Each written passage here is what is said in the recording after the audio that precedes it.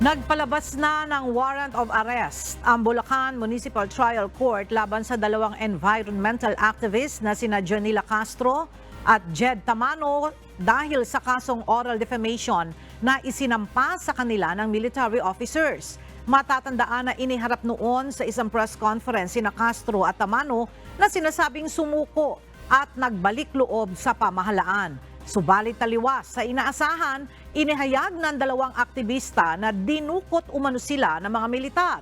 Sa kabila ng arrest warrant, maaari pa rin makapagpiyansa ang dalawa sa halagang 18,000 pesos. Nauna na pinayagan ng Korte Suprema ang paggawa ng writ of amparo at habeas data kina Castro at Tamano, gayon din ang pagbibigay sa kanila ng temporary protection order.